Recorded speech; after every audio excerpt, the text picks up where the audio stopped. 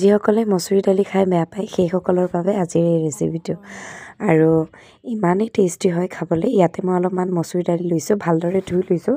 2-3বাৰ ধুই লোৱাৰ পিছত ইয়াতে মই কুচি কৰি লোৱা পিঁয়াজ দিছোঁ, তাৰপিছত বিলাহী এটা দিছোঁ আৰু কেঁচা জলকীয়া, তাৰপিছত দিছোঁ মই নহৰু কেইটুকুৰামান। নহৰু নিদিবও পাৰে, যদি আপোনালোকে খাই বেয়া পায় নিদিলেও হ'ব। নিমখ, হালধি, অকণমান জিৰা, তাৰপিছত মিঠাতেল আৰু অকণমান জলকীয়াৰ গুড়া দিছিলোঁ মই। তাৰপিছত এইখিনি ভালদৰে মই একদম সানি ল'ম আৰু এতিয়া এটা কেৰাহী বহাই তাতে মই এইখিনি দি দিলোঁ। দালিখিনি দিয়াৰ পিছত ইয়াতে অলপমান পানী দিলোঁ, 2 কাপ পানী দিছোঁ মই আৰু 2 কাপ পানী দি এতিয়া মই ঢাকি দিম আৰু 10 মিনিটমান ঢাকি দিয়াৰ পিছত একদম কম ফ্লেম দি ৰাখিছিলোঁ।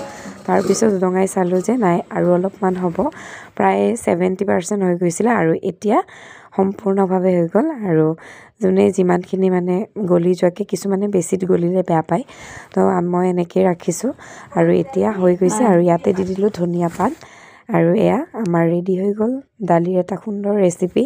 যিসকলে দালি খাই বেয়া পায় তেওঁলোকৰ বাবে, আৰু গৰম গৰম ভাতৰ লগত কেৱল দালিৰেই খাব পাৰিব।